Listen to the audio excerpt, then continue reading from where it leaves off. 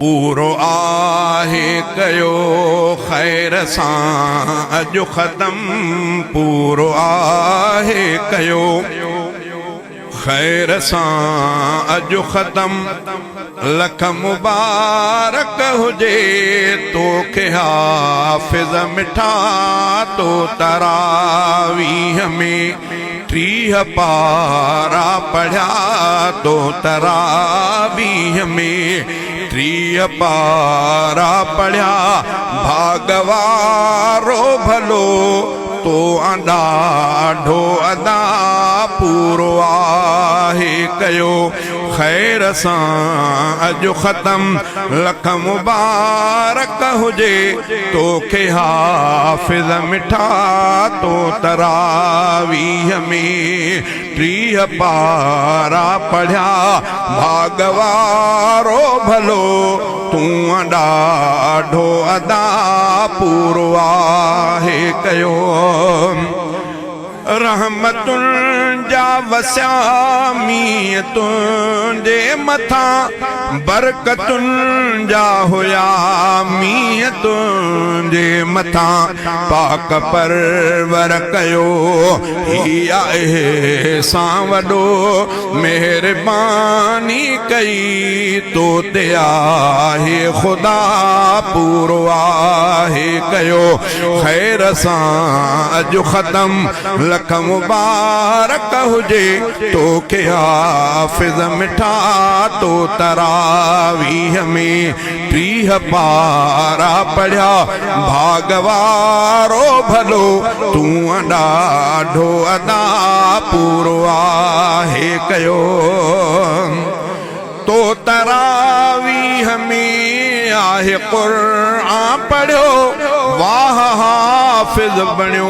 भाॻु तुंहिंजो भलो आहे लाइक़ मुबारक जे लाइ तूं मिठा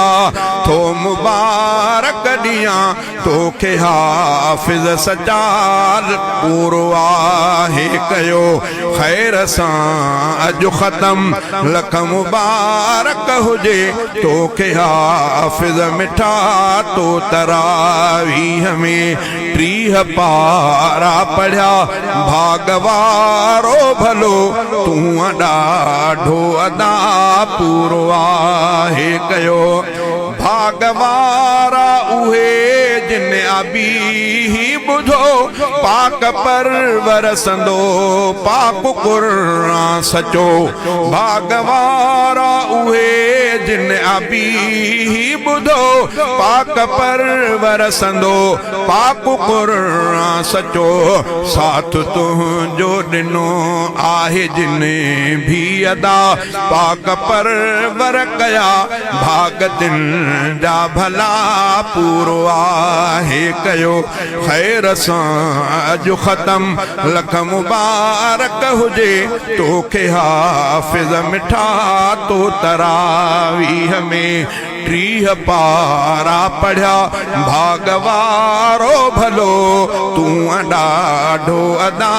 पूरो आहे कयो ही जमात मुबारक थी तोखे ॾिए तो ते रहमत ख़ुदा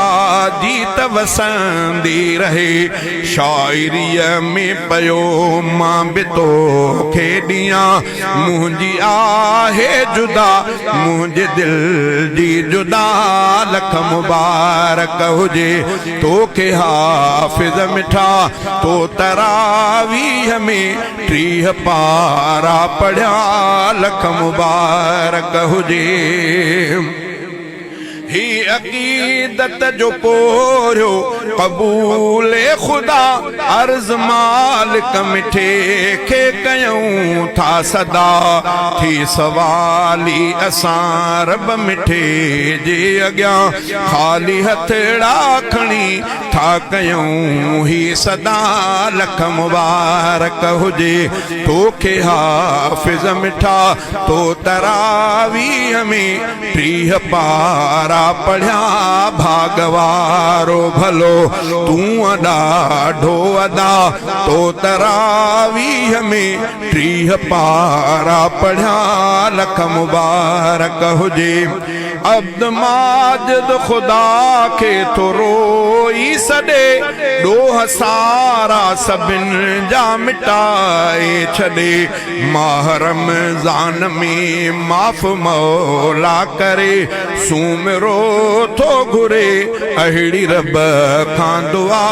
लख मुबारक हुजे। तोखे हाफ़िज़ मिठा तो तरावीह में 30 पारा पढ़िया भागवारो भलो तू ॾाढो अदा तो तरावीह में 30 पारा पढ़िया लख मुबारक हुजे।